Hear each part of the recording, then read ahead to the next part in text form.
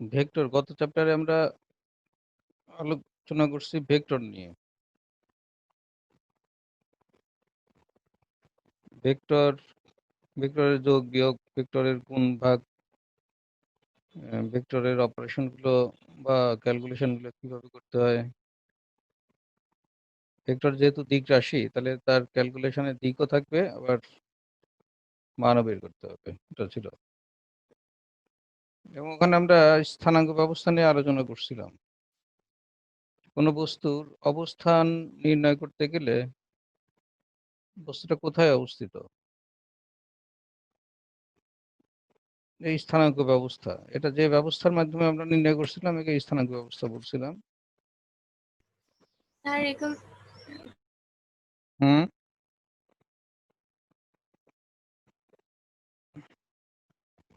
তো এখন আমরা গতিবিদ্যায়, ডায়নামিক্স, এখানে আমরা বস্তুর গতি নিয়ে আলোচনা করব। শুধু গতি নিয়ে আলোচনা করব, বস্তুর গতি বা মোশন। কেন গতিশীল হলো বস্তুটা, এটা নিয়ে আলোচনা করব না এখানে। কোনো বস্তু যদি স্থির থাকে, সময়ের সাথে তার অবস্থান পরিবর্তন না করে, তাহলে সেই বস্তুকে কি বলা হয়? স্থির বস্তু, তাই না? আর সময়ের সাথে যদি অবস্থান পরিবর্তন করে, তাহলে সেই বস্তুটা হচ্ছে গতিশীল বস্তু। আমরা এখানে গতিশীল বস্তুর আচার আচরণ নিয়ে আলোচনা করব, কিন্তু আলোচনা করব না এটা নিয়ে কেন গতিশীল হলো, এটা নিয়ে আলোচনা করব না। কেন গতিশীল হলো, এই কেন প্রশ্ন থাকবে পরের চ্যাপ্টারে, চ্যাপ্টার 4-এ, নিউটনিয়ান মেকানিক্সে। তাহলে এখানে দেখো, প্রথমে আমাদের যে বিষয়গুলো, যে কনসেপচুয়াল বিষয়গুলো আমাদের জানা দরকার, সেগুলো প্রথমেই হচ্ছে প্রসঙ্গ কাঠামো।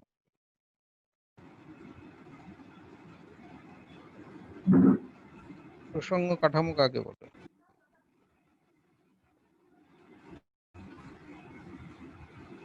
বা ইংরেজিতে বলে ফ্রেম অফ রেফারেন্স।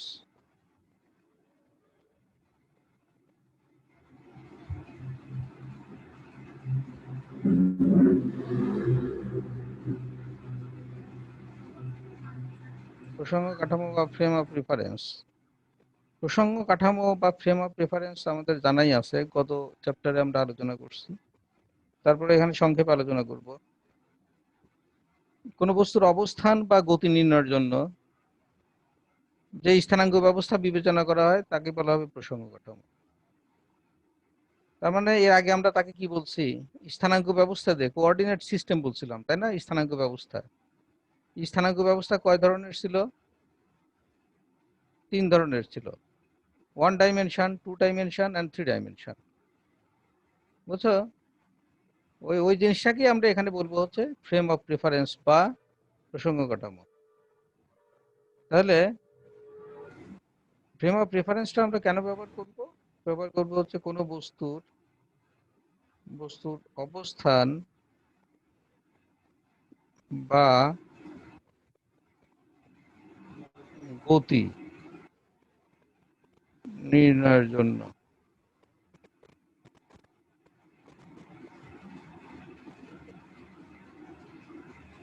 জন্য যে স্থানাঙ্ক ব্যবস্থা আমরা ব্যবহার করব, একেই বলা হবে তোমার হচ্ছে ফ্রেম অফ রেফারেন্স। তাহলে এটা জানি আমরা কত প্রকার ছিল ওখানে? 3 প্রকার ছিল, তাই না? তাহলে 3 প্রকার কি কি? নাম্বার 1, এক নম্বরে ছিল ওয়ান ডাইমেনশনাল কোঅর্ডিনেট সিস্টেম বা একমাত্রিক স্থানাঙ্ক ব্যবস্থা। এখানে এটাকে বলা হবে একমাত্রিক প্রসঙ্গ কাঠামো। একে বলা হবে একমাত্রিক প্রসঙ্গ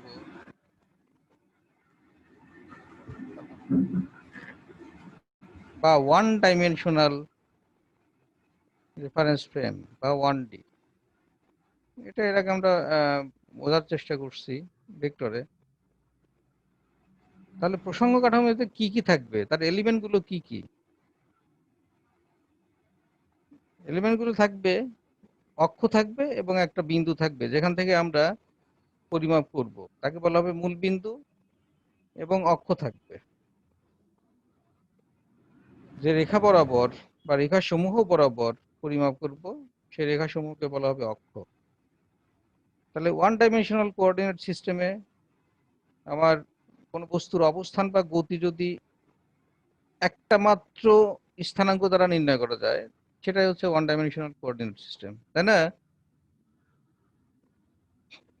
তাহলে একটা মাত্র ওয়ান ডাইমেনশনাল একটা স্থানাঙ্ক ব্যবস্থা মানে একটা সরল পথে কোনো বস্তু গতিশীল, ধরো সরল পথে কোনো বস্তু গতিশীল, ধরো যেখানে হচ্ছে ও বিন্দু থেকে বস্তুটা যাত্রা শুরু করলো এবং ও বিন্দু থেকে এক্স অক্ষ বরাবর যাত্রা শুরু করলো।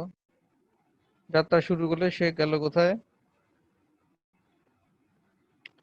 সে তোমার কোন এক সময়ে পি বিন্দুতে অবস্থান করছে। পি বিন্দুতে অবস্থান করছে, তাহলে পি এর স্থানাঙ্ক কত? P of x. তাহলে এই যে এক্স একটা অক্ষ, আর যেখান থেকে শুরু করলাম আমরা জিরো, এটা হচ্ছে তার মূল বিন্দু। যেহেতু ওয়ান ডাইমেনশন, তাহলে আমরা এখানে ও জিরো লিখবো। পি বিন্দুর অবস্থান নির্ণয় করবো বা পি বিন্দুর গতি, পি বিন্দুতে ওই বস্তুর গতি নির্ণয় করব পি অফ এক্স, এইটা। এখন কোত্থেকে নির্ণয় করব? মূল বিন্দু থেকে। তাহলে এখান থেকে পি বিন্দুর অবস্থান কত? এটা হচ্ছে আমার এক্স, এক্স, এবং এটাই হচ্ছে দূরত্ব আমরা নির্ণয় করলাম পি অফ এক্স। যেটা হচ্ছে তোমার কি গেল? ওয়ান ডাইমেনশনাল প্রসঙ্গ কাঠামো। এই যে একটা অক্ষ, একটা মূল বিন্দু আছে, একে বলা হবে ওয়ান ডাইমেনশনাল বা একমাত্রিক প্রসঙ্গ কাঠামো। তাহলে দ্বিমাত্রিক প্রসঙ্গ কাঠামো কেমন?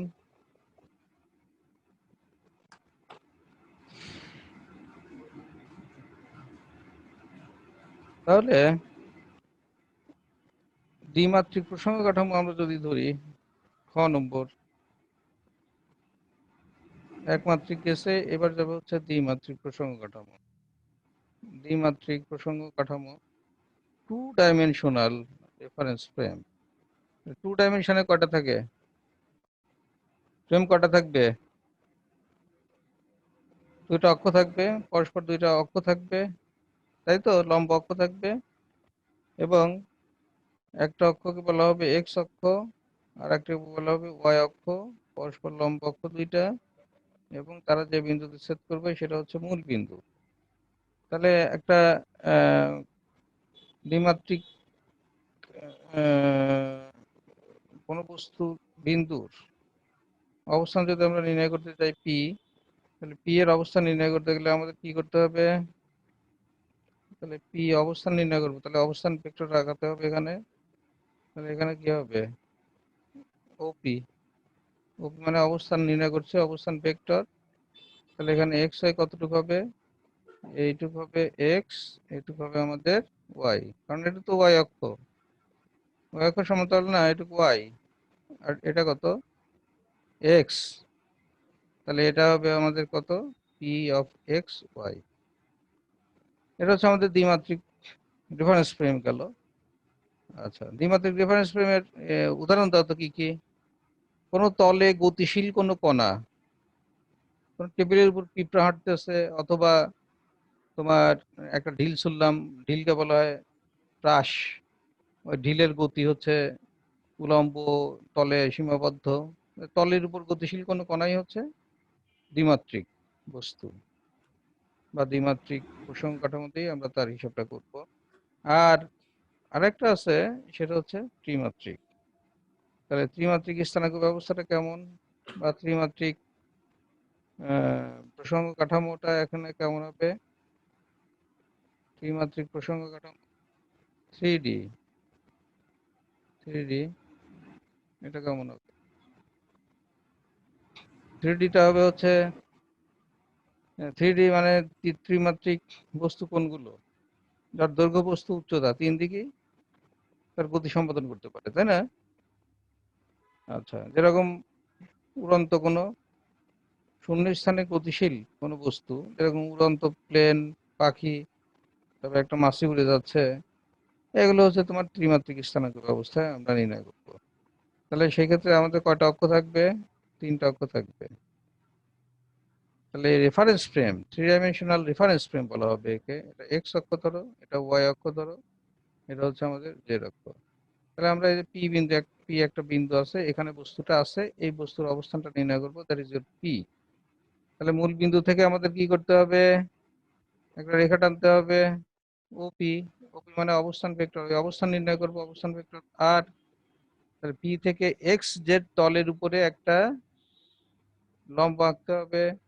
লম্ব এঁকে ওই লম্ব যেখানে সেট করছে ওই তলের উপরে, এখানে একটা তলের উপরে একটা সংযোগ রেখা টানলাম, মনে করলাম পিএম। তাহলে এখান থেকে দেখো, এখন এম বিন্দু থেকে ওই তলের এক্স অক্ষের উপরে একটা লম্ব টানবো,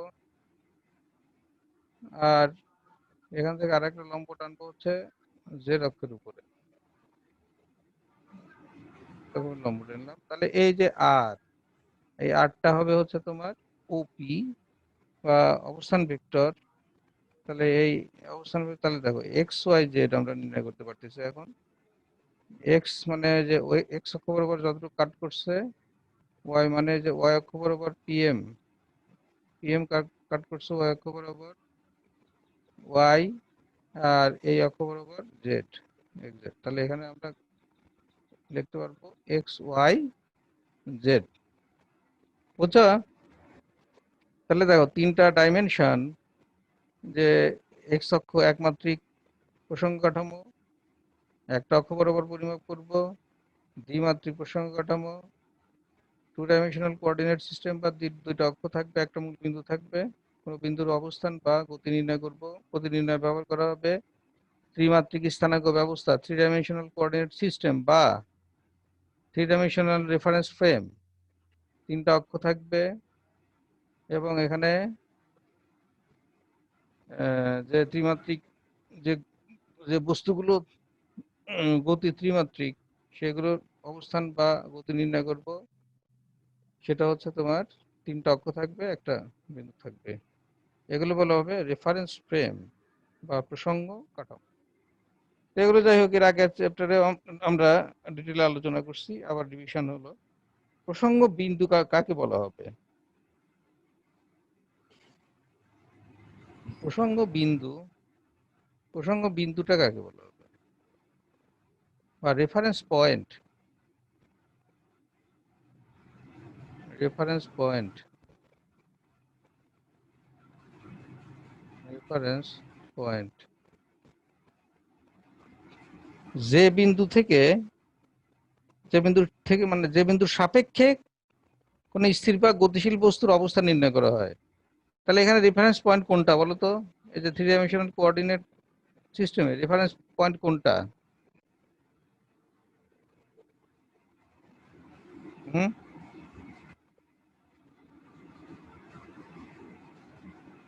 যে বিন্দু সাপেক্ষে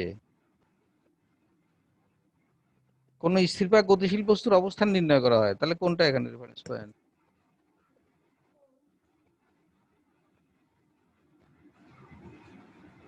যে বিন্দু সাপেক্ষে স্থির বা গতিশীল বস্তুর, স্থির বা গতিশীল বস্তুর অবস্থান নির্ণয় করা হয়, এটা কোনটা বলো তো? থ্রি ডাইমেনশনাল, ওই যে এখানে কার সাপেক্ষে নির্ণয় করা হচ্ছে, এখানে মূল বিন্দু সাপেক্ষে নির্ণয় করা হচ্ছে না? হ্যাঁ, তাহলে মূল বিন্দু এখানে হচ্ছে তার তোমার প্রসঙ্গ বিন্দু হবে। আচ্ছা, জড় প্রসঙ্গ কাঠামো, তাহলে আমরা প্রসঙ্গ কাঠামো দেখলাম, এখন দেখবো জড় প্রসঙ্গ কাঠামো কাকে বলে। জড় প্রসঙ্গ কাঠামো, জড় প্রসঙ্গ কাঠামো, জড় প্রসঙ্গ কাঠামো মানে ইনার্শিয়াল ফ্রেম অফ রিফারেন্স। কারণ জড় কথাটা আসছে হচ্ছে জড়তা থেকে, জড়তা বা ইনার্শিয়া থেকে, এজন্য একে বলা হবে ইনার্শিয়াল ফ্রেম অফ রেফারেন্স। যেটা হচ্ছে inertial frame of reference, inertial frame of reference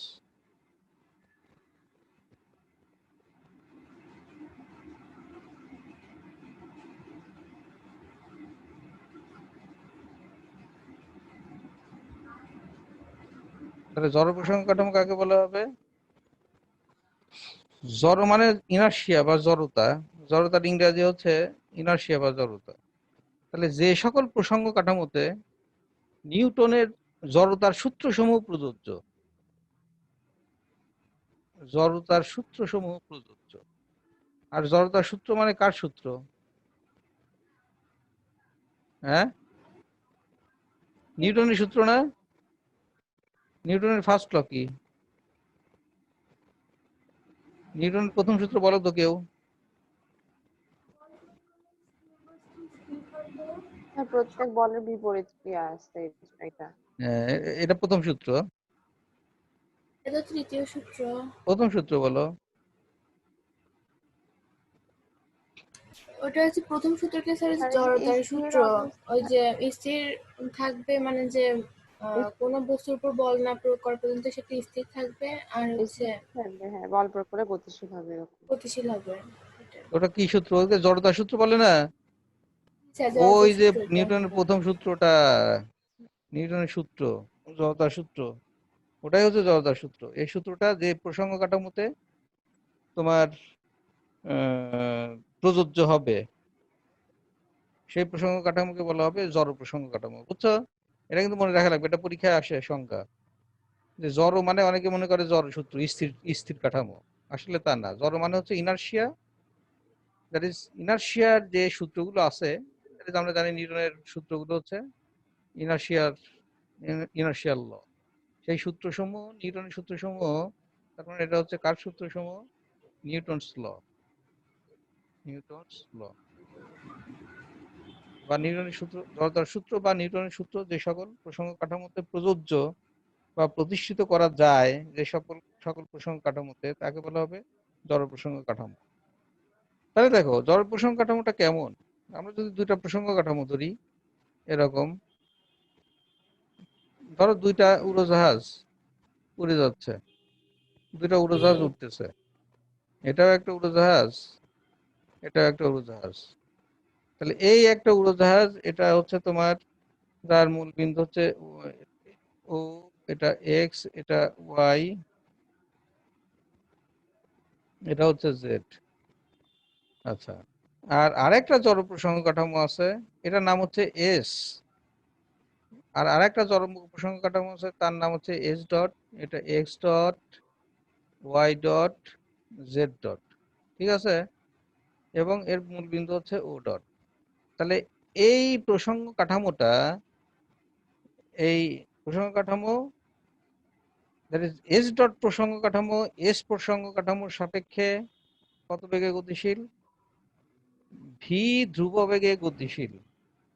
V, V বেগটা হচ্ছে সমবেগ বা ধ্রুব বেগ, ধ্রুব বেগ বা সমবেগে গতিশীল। ঠিক আছে? তাহলে এস ডট কাঠামো, এস কাঠামোর সাপেক্ষে কোন বেগে? ভি ধ্রুব বেগে গতিশীল। তাহলে এই ক্ষেত্রে এই দুই কাঠামোকে বলা হবে হচ্ছে জড় প্রসঙ্গ কাঠামো। বোঝা গেছে কি?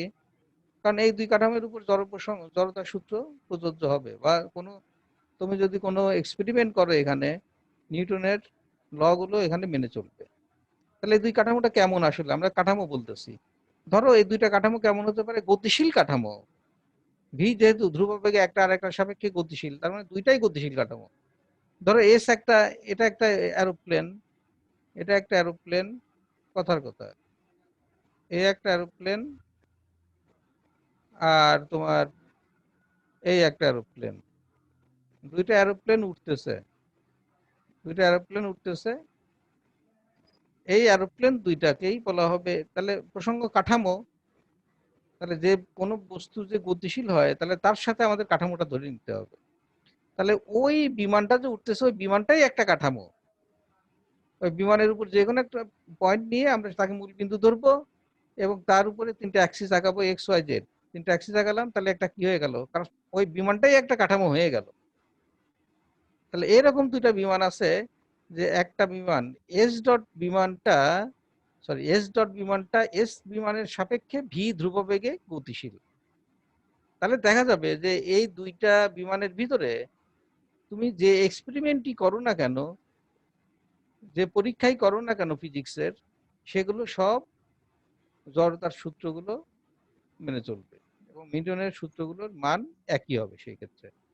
কিন্তু যদি এরকম হয় যে দুইটা প্রসঙ্গ কাঠামো ঘূর্ণনশীল কাঠামো, ঘূর্ণনশীল কাঠামো যদি হয়, ঘূর্ণনশীল কাঠামো বা অসমবেগে গতিশীল কাঠামো, একটা আরেকটার সাথে সাপেক্ষে অসমবেগে গতিশীল কাঠামো, এরকম যদি কাঠামো থাকে, তাহলে সেই সব কাঠামোতে জড়তার সূত্রগুলো পালিত হয় না। নিউটনের সূত্র, কোনো এক্সপেরিমেন্ট যদি তুমি সেখানে করো, তারা নিউটনের সূত্রগুলো মেনে চলে না বা জড়তার সূত্র মেনে চলে না।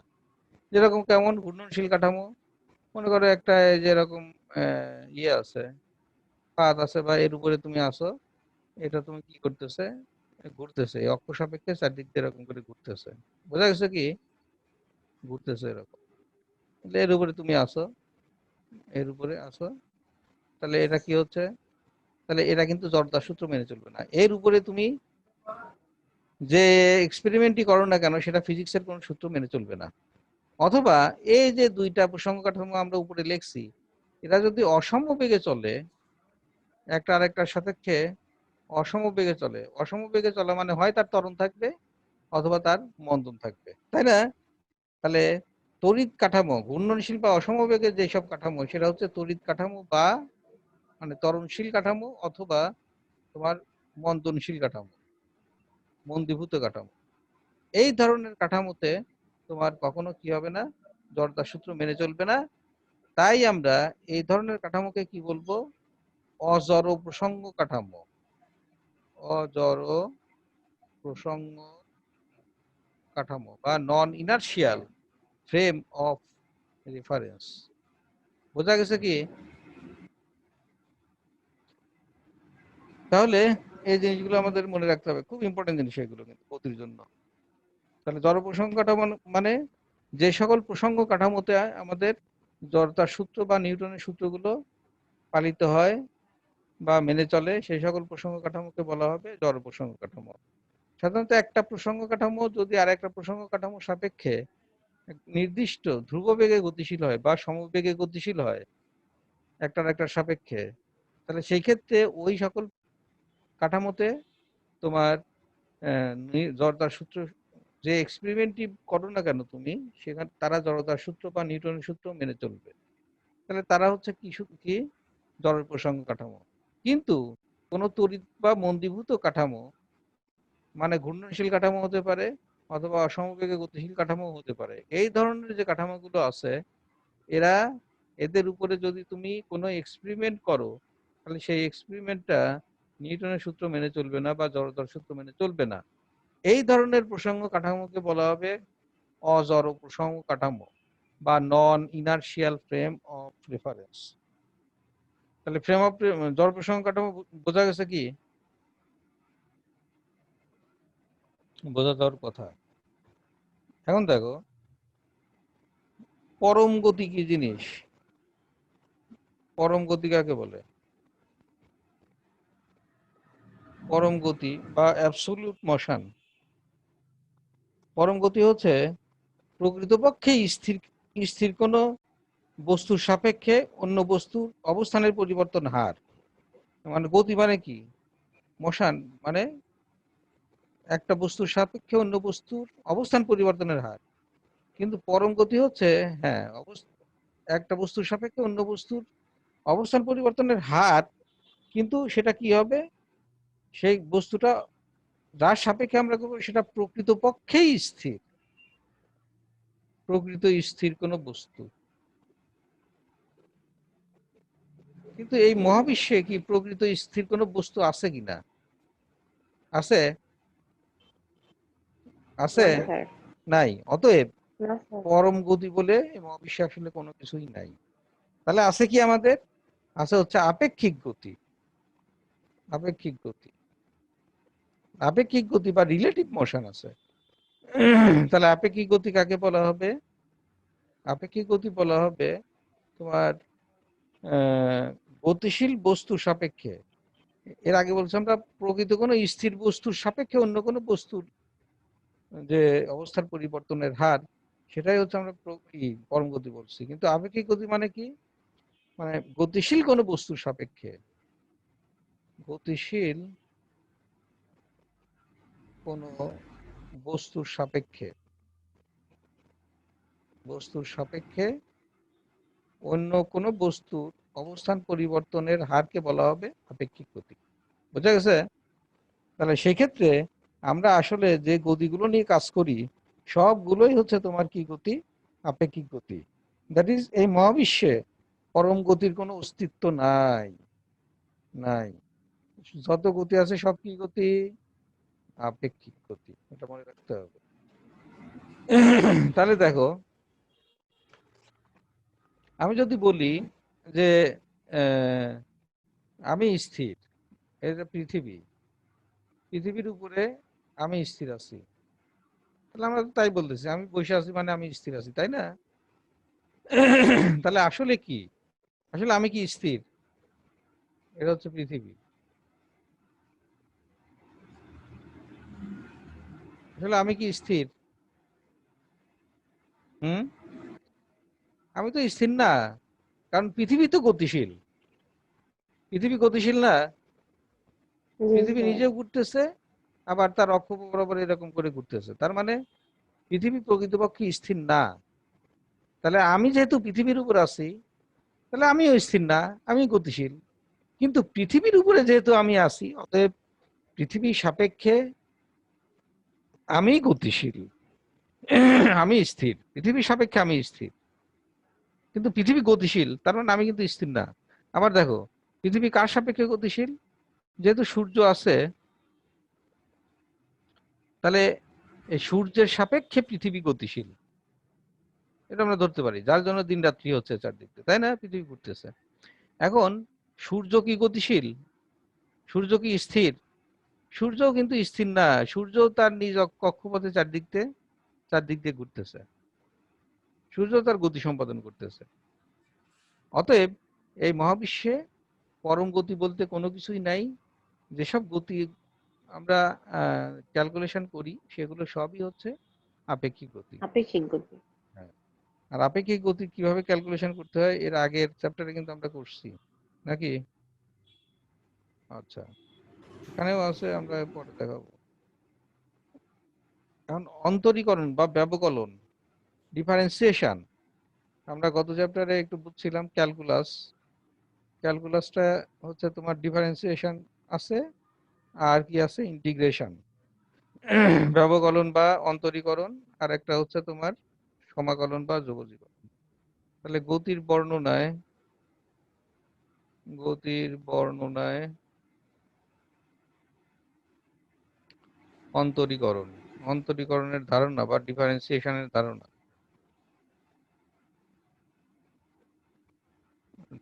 এই ধারণাটা কি এটা আমাদের জানা লাগবে। তাহলে এই ঘটনাটা এরকম যে তোমার, তাহলে গতির বর্ণনায় আমাদের যে যে রাশিগুলো আমাদের দরকার সেটা হচ্ছে, এক নম্বরে আসবে সরণ। সরণ সম্বন্ধে আমাদের জানা দরকার। এর ইংরেজি নাম হচ্ছে ডিসপ্লেসমেন্ট। ডিসপ্লেসমেন্ট, বুঝছো? সরণ। তাহলে সরণ কাকে বলে বলো তো? সরণ কাকে বলে?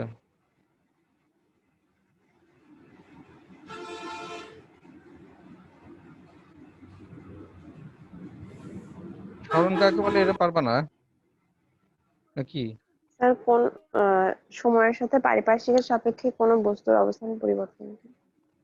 অবস্থান পরিবর্তনের,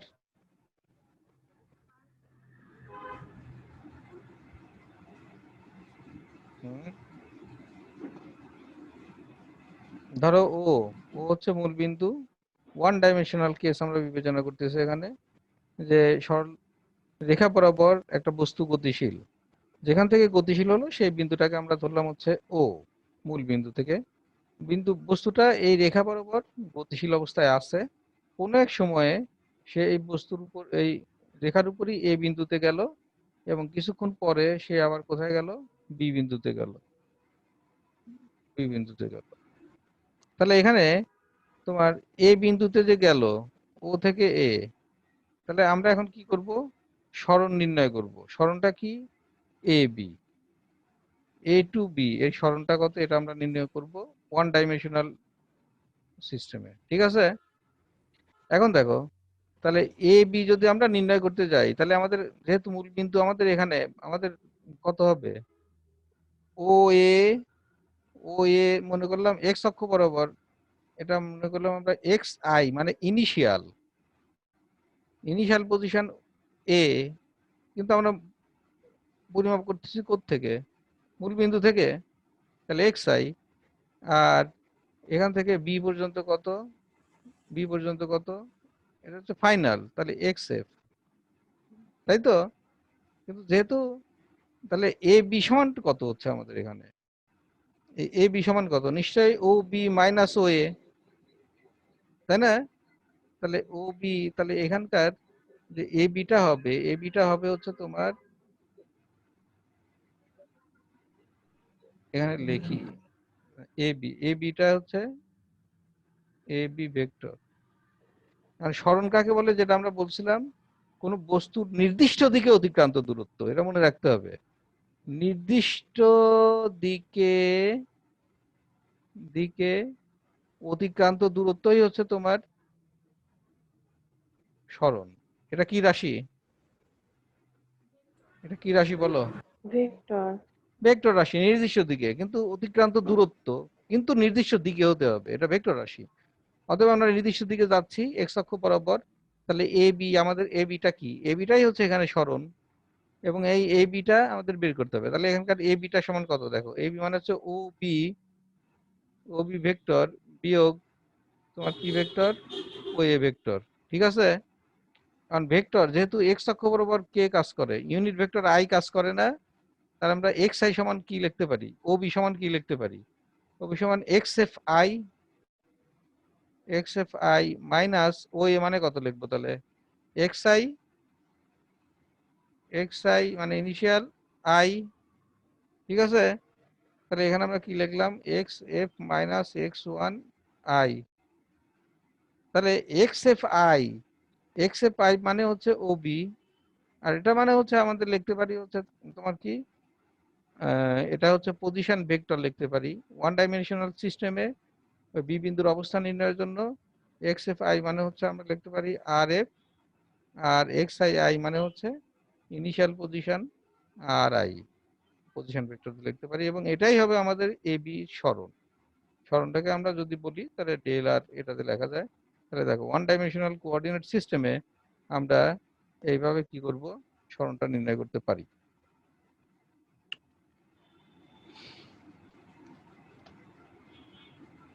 এখন যদি বেগ নির্ণয় করি এখান থেকে, তাহলে কেমন হয়, বেগ নির্ণয় করা যায় না, বেগ নির্ণয় করতে গেলে কি হবে, যদি বেগ নির্ণয় করতে চাই এখান থেকে, তাহলে বেগটা কি হবে, বেগ কাকে বলে, বেগ মানে কি, ভেলোসিটি,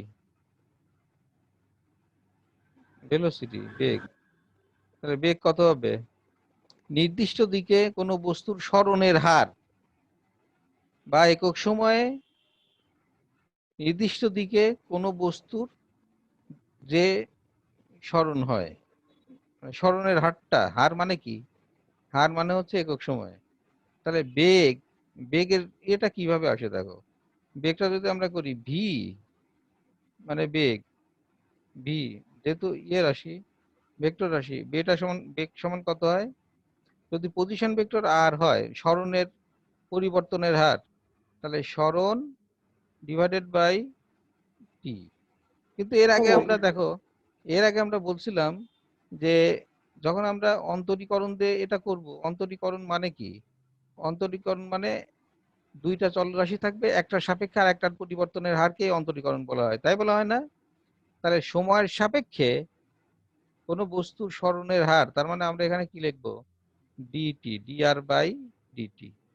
সময়ের সাপেক্ষে কোনো বস্তুর অবস্থানের পরিবর্তনের হারকেই বলা হবে তোমার হচ্ছে বেগ। বোঝা আর যাচ্ছে কি, ওই যে ভেক্টরে,